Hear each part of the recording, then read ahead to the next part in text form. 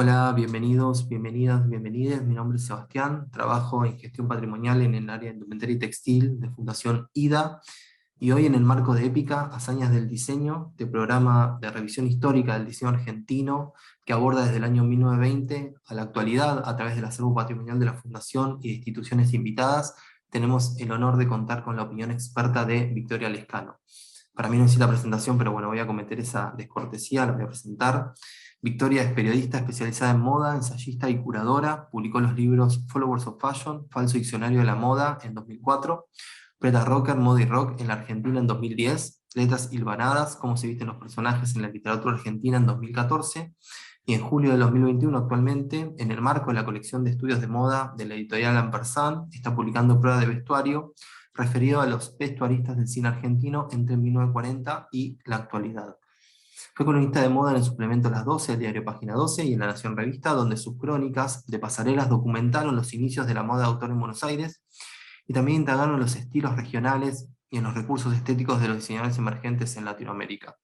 Como curadora de moda y en el contexto del ciclo Malva Moda del Museo de Arte Latinoamericano de Buenos Aires, realizó estilos latinoamericanos y junto a la periodista Felisa Pinto ideó Identidad Criolla en 2006. Además investigó en el acervo del Museo Nacional del Traje en el contexto de la beca Activar 2020 y en la actualidad, junto a la periodista Andrea Lázaro, trabaja en la construcción de la plataforma digital Sucesos de Moda, seleccionada por el Mecenazgo Cultural de la Ciudad de Buenos Aires. Bueno, Victoria, muchísimas gracias por participar en Opinión Experta. Para la Fundación es muy importante contar con tu voz y con tu mirada en esta década que estamos abordando actualmente, que es la década del 50, y queríamos hablar principalmente de Frit Loss, esta diseñadora pionera en la resignificación del imaginario y la simbología de la cultura popular del norte, y que nos cuentes un poquito su historia, empezar a hablar de sus inicios y de cómo fueron sus primeros años antes de llegar a la Argentina.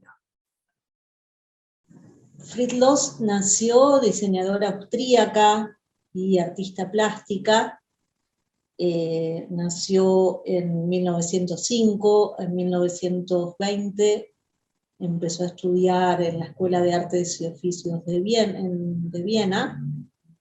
Luego tuvo una primera tienda en su juventud llamada Friedel Steininger, que era su apellido de soltera. De soltera, claro. Y desde allí ella ya empezó a experimentar con los textiles y hacía vestidos muy, muy modernos con cuero, una variante del animal print, zebra print. Yo vi, ella me mostró algún material.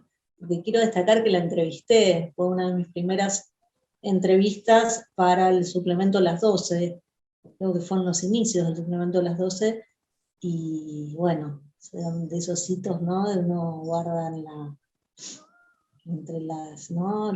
Los tesoros que, los trofeos que nos da el periodismo son algunos personajes, o los botines de algún modo, y fue haberla conocido, conversar con ella, ir a ver cómo una casa que había sido el colmo de la modernidad, vino un hogar precioso, mullido con almohadoncitos, crochet y todo, ¿no? Con el devenir de los años. Pero me encontré con una señora muy, muy moderna, encantadora, que me decía que estaba aburrida de hablar de moda, que ya le aburría su edad, Claro. tenía 90 y pico, que por qué no hablábamos de Marlon Brando, ese señor tan guapo, ¿no? Te llevo por el lado del anecdotario. Pero volviendo yo le pregunté qué le parecía, cómo se vestían las argentinas, ¿no? Al llegar, ella llegó a la Argentina, esto, ¿no? Para no romper tu itinerario, que creo que es necesario poner un orden. Yo soy un poquito, me voy un poco del No te libreto y preocupes, no vuelvo. te preocupes. No, ella llegó a la Argentina, ella primero, luego de esa primera tienda en Viena, donde se ponía unos tocados muy extravagantes, unos sombreros muy extravagantes, luego trabajó para una tienda inglesa llamada Jaeger, y desde ahí le encargaron diseños de vestuario para la actriz Hedy Lamarr, para el director Otto Preminger, los duques de Kent, que hacía desarrollos por encargo, ¿no? Luego conoció ella en Londres, entiendo que allí se encontró con con quien fue su marido durante muchos años, Walter Loss, ¿no? Ujú. Y juntos se fueron a Nueva York, intentaron radicarse allá, pero por sus pasaportes, y bueno, obviamente estaban escapando del nazismo. Claro. Aún así, si bien él tenía clientes en Nueva York que le pudo facilitar algunos trabajos, intentaron conseguirles, no eran válidos no podían conseguir papeles ni residencia de trabajo y decidieron llegar a Ya, Sudamérica. Entonces claro. lo supe después. Ella, lo que me recuerdo que me contó que al llegar divisó desde el barco un edificio que le encantó y al poco tiempo eso, ¿no? En la calle, en la En la calle calle de Alem, Alem, sí, frente al puerto. frente al puerto. Y ella destacaba eso y cómo cuando, bueno, allí no había edificios en ese momento enfrente, ¿no? Era como todo el Ujú. paisaje del río y cómo ellos se sentaban a mirar la gente que por entonces se paseaba por Buenos Aires y todo con un clima romántico alrededor ¿no? del río y como un Claro, en ese paisaje nuevo de contexto. Buenos Aires de antaño, ¿no? Más tanguero también. Y bueno, una vez en la Argentina, ella se empezó a trabajar para una firma llamada Drecol, una tienda en la calle Florida, que fue en la que trabajó también la diseñadora Rosa Bailón en sus comienzos. Fue una tienda, en realidad era una firma foránea, y cuya directora era una vienesa, que en realidad había sido una clienta de ella en Viena, con quien ella había mantenido correspondencia. Entonces, cuando ella llegó a la Argentina tenía ese contacto.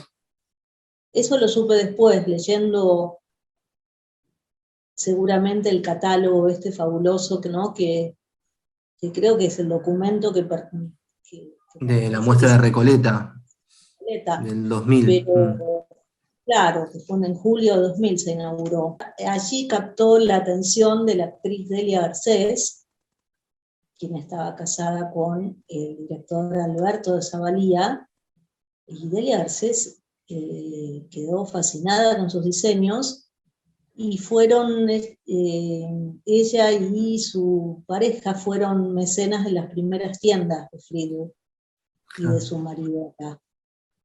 Entonces hubo como un correlato entre, no es casual, digo, su relación con él, por ahí ahora yo estoy más atenta al tema ¿no? del cine, de los vestuarios, el diseño de vestuario para cines, y para cine, para películas, y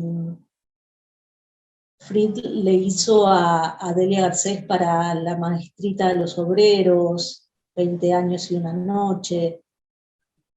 De ahí se puede apreciar mucho, ¿no? Su estilo.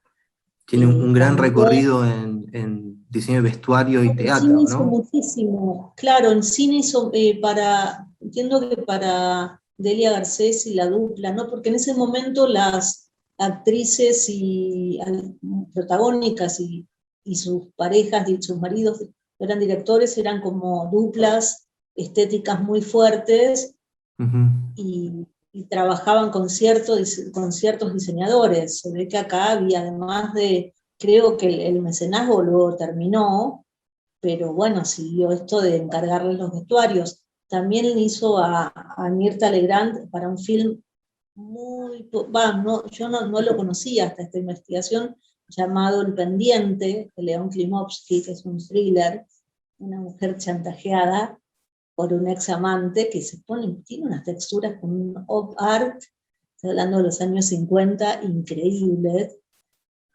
En las revistas de cine aparecen muchos figurines de ella para Mirta Legrand en las portadas de Sintonía, el mundo argentino, hay muchas portadas de actrices vestidas por Fried Loss. Pero el estilo de ella no era exuberante, digo, fuera no hay un tema, son las creaciones para cine. Si hablamos de la impronta de Fried Loss, ¿no? Y lo que aportó al diseño en la Argentina, ¿no? La historia del diseño en la Argentina, fue ahondar en el folk y en las raíces. Por ejemplo, uno de sus grandes aportes fue, ella hizo un viaje por el norte argentino y allí descubrió el barracán, y entonces empezó a sumar variaciones sobre el barracán a las siluetas y esos experimentos textiles que ella ya venía haciendo.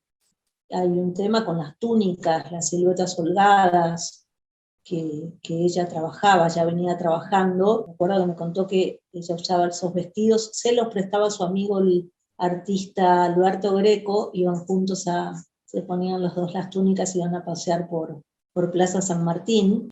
El otro día recordé, habíamos conversado algo previo a esta charla, y recordé que hace unos años lo entrevisté a Andrés Calamaro en relación a su relación con la moda, ¿no? Su interés por la moda, y dijo algo así como, bueno, creo que viene desde mi inicio, desde que estaba en la panza de mi madre, quien era clienta de Fit Loss y usaba sus túnicas mientras estaba embarazada de mí. Bueno. Ahí un dato.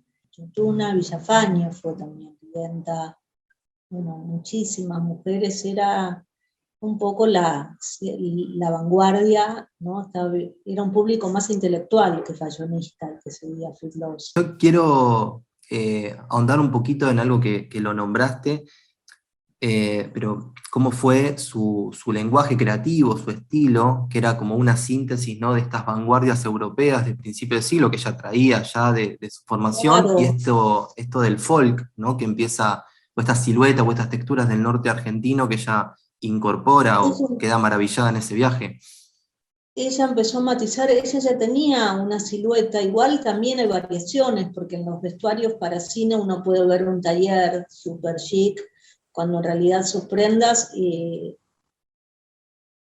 eran más holgadas, pero también hacía mucho patchwork, Claro. diseños muy, muy lindos, con patchwork y un juego con colores. En realidad ella trabajaba sobre la tela y después hacía los figurines y después lo realizaba, llegó a tener 100 costureras en su estudio de diseño y 4 casas de moda en la Argentina. Eso fue muy, muy de vanguardia. Tuvo 4 tiendas, una en la avenida Santa Fe, creo que la primera fue en Florida, luego en Santa Fe, luego tuvo una en Mar del Plata, y luego tuvo una en las Galerías Pacífico, y ahí tuvo algo innovador desde la arquitectura, ¿no? Y ese concepto también, ¿no?, de donde la moda, el interiorismo, el diseño, sí, y la arquitectura dialogaban, que tenía que ver con esa formación, ¿no?, europea. El último estudio que tuvo junto a su pareja en los años 70 se llamó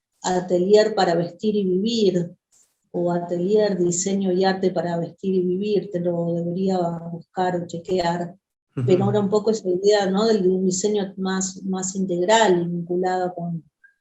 Y también hubo, con el tema de las vanguardias, y de incorporar al folk, ellos llegaron a tener una tienda llamada Rancho.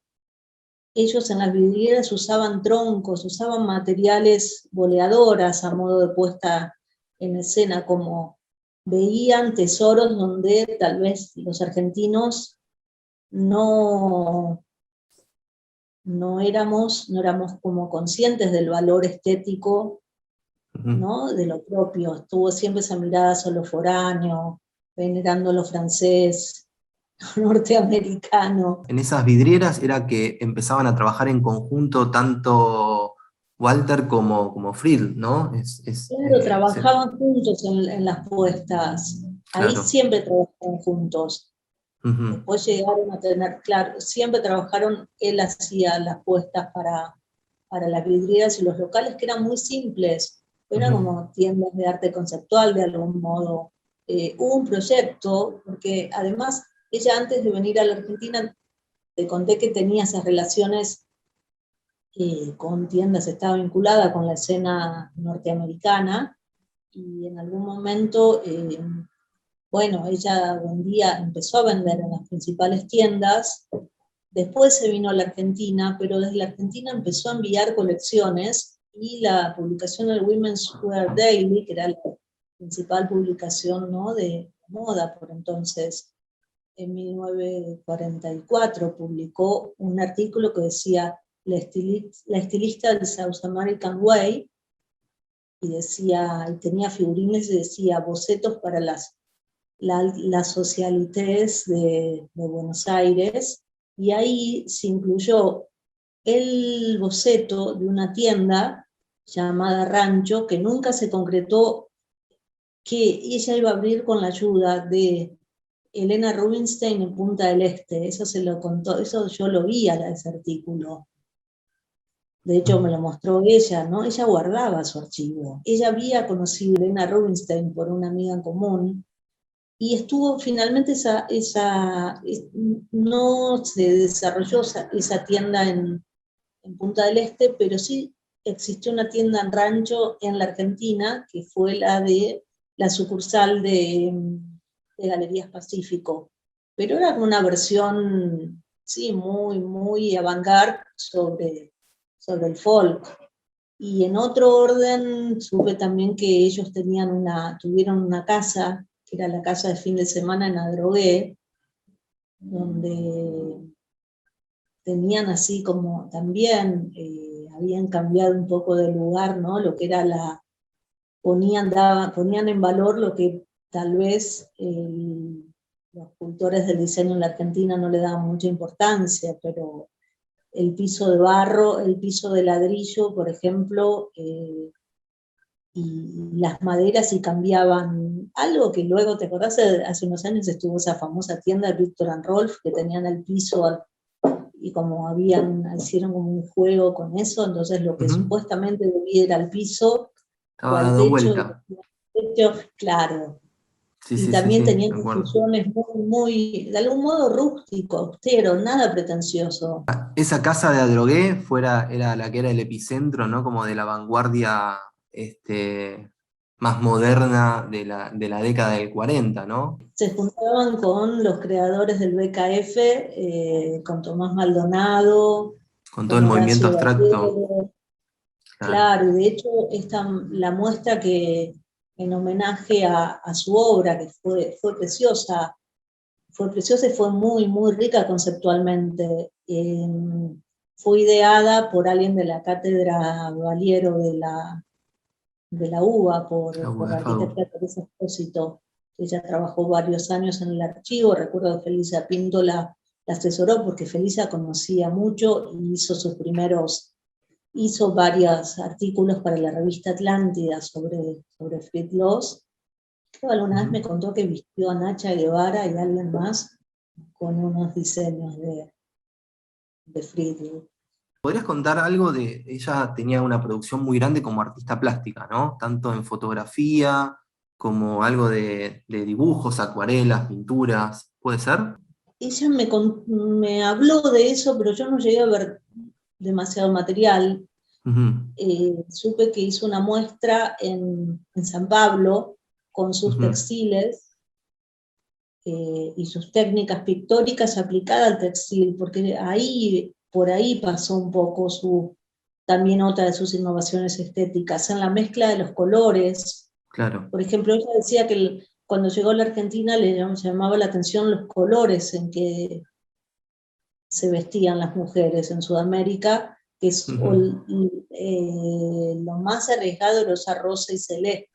Ella rescató otra paleta de colores, eso lo aplicó a sus diseños. Entiendo que la técnica con la que ella trabajó fueron los fotogramas, y ella quiso hacer un trabajo sobre esa parte de su obra, un rescate de su obra. Entiendo Nueva York mostró, pero la verdad es que yo no es un material que vi algo, me mostró algo del archivo, Claro, pero no claro, lo claro. tengo tan presente. Sí, no, eso no está documentado, o seguramente esté en ese archivo que quién fue no sé si heredero o sobrino, donó al Museo Sí. del Traje. La muestra fue un poco supervisada por ella, o sea, ella se hizo su propia Sí. homenaje y murió Murió en el un mes. 2000. Fue Sí, en julio de 2000 que se hizo la muestra, en claro. Recoleta, y recuerdo estaban Horas Lanz, Delia Garcés, y se hizo como una pequeña prueba, ¿no? Bueno, ahí ya no vivía Friedl, en la que fue su departamento, me recuerdo estaban Juana Molina, Chun ahí probándose las ropas. Un tiempo después hubo como unos grupos de estudio, de encuentro, y alguna vez me invitaron a un edificio fabuloso en la calle Santa Fe. Allí se hablaba y se discutía la obra de Fritz Loos. Pero bueno, fue algo que quedó, después ese archivo se conservó y se exhibió durante un tiempo un proyecto en lo que se llamó Diseñadores del Bajo, en las Galerías Larreta, y allí, entre los locales de los diseñadores de ese momento, que muchos de ellos luego siguieron obviamente vigentes, pero hubo un lugar como un espacio para la investigación donde, pero bueno, también eso no duró demasiado tiempo, entonces el archivo en un momento estuvo allí y luego ahora supe, enhorabuena, que fue al museo. Clarísimo, Victoria. En nombre de la Fundación te quiero agradecer por tu tiempo, por haber compartido tu conocimiento y bueno, esperamos en el futuro seguir contando con tu valiosa mirada. Te mando un abrazo.